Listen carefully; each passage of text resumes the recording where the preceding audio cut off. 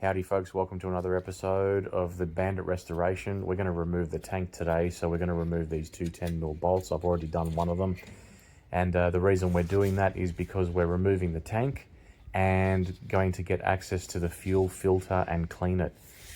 So here are the two breather hoses. One of them is for fuel overflow and the other one is a breather hose. One of them's got a split in it. I just clean that by chopping it off. That's the fuel line that you pinch off there as I'm spilling $4 million worth of petrol. And then there's the plug that powers the fuel pump as well as connects to the fuel sender unit to tell you how much fuel you have. So once we've got the tank off, we're going to remove these 5mm Allen keys and slowly remove the pump assembly. You've got to unplug this plug because that plug is connected to the fuel sender unit and that stays inside the tank. It's not actually part of the fuel pump housing and assembly. So once we unplug that, we're going to gently maneuver this pump out, and you can see it's an odd shape, and that makes it interesting to get out, but it is possible just with some gentle persuasion. Try not to force anything, and that way you won't break anything. Once that slides out, we can keep maneuvering it, and here it is finally out of the petrol tank. And we can see here you got the assembly. This is upside down. There's two screws on the side there holding this cap on top, and I'm going to show you something about that in a second, because we can kind of see the outside edges where it's mounted bending out. So there are the two screws. You can see these square washers. Well, that's not where they're supposed to sit. They're actually supposed to sit where the screw holes are. So now we're just going to remove that fuel filter tea bag filter. And as I do that, I realize this plastic piece fell out. And I noticed that it only goes in one way. See that little curve that's there? It only goes into the housing that way, and you can see it at a better angle from this side. So we've got to remember that when we're putting it back together. Here's the fuel pump regulator. And that goes onto this little rubber hose on top, or the steel hose with the rubber O-ring. That O-ring needs to be lubricated with engine oil upon reassembly. That's Suzuki's word out of their manual, their workshop manual. So best to do it, because I tried without it and it would not go back together. So here is the tea bag filter, the main fuel filter, and the fuel regulator with the infamous Suzuki Bandit mesh that gets clogged up with fuel and causes your bike to run poorly.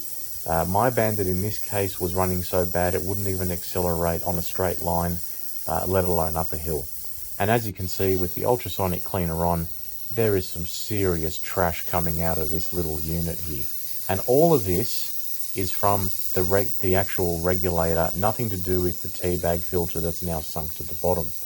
But once it's all clean, we can start fitting this back together.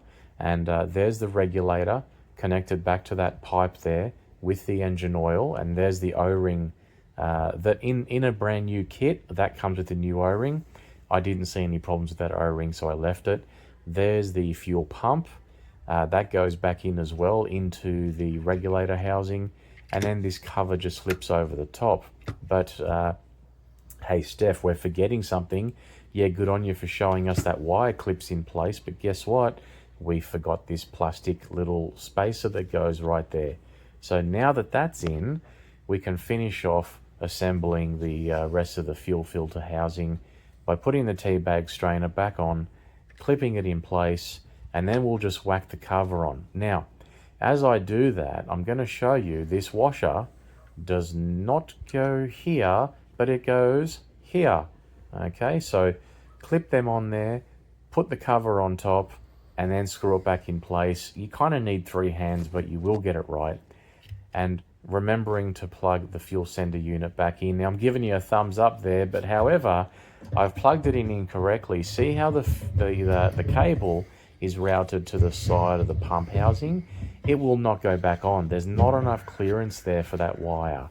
So what you have to do is route that wire over the top of the fuel pump housing there. And once you do that, everything just slots back in place. I'm just hand tightening up all of these Allen bolts now. They are 10 Newton meters, so they're not very tight at all. I used the torque wrench, which I did it off camera because I needed one hand to hold the tank. But here I am just hand tightening them up with a 5mm Allen key. And this is just to get everything in place, and then I torqued them up in the end. Very important because very easy to strip. And you don't want to do that because then it's like, oh well, brand new tank time. So everything's back on the bike now, but I've left the tank propped up. Here I've just turned the key to let the fuel filter prime, and I'm looking for fuel leaks. And yay, I'm not seeing any. So it's time to turn the bike on. But then I remembered I need 3 hands because, well, I need to pull the clutch in as well. So forgive me here, I put the phone down on top of the petrol tank. Controversial, don't worry, I didn't blow up. And started the bike up and everything's now running fine. Checking one more time for fuel leaks. I don't see any, so that's awesome. I ended up taking the bike for a test ride once I mounted the tank in position properly, which I'll show you at the end of the video. And I put the seat on, went for a ride, everything was running and operating as it should, and the bike is accelerating like a magic. Thanks for watching.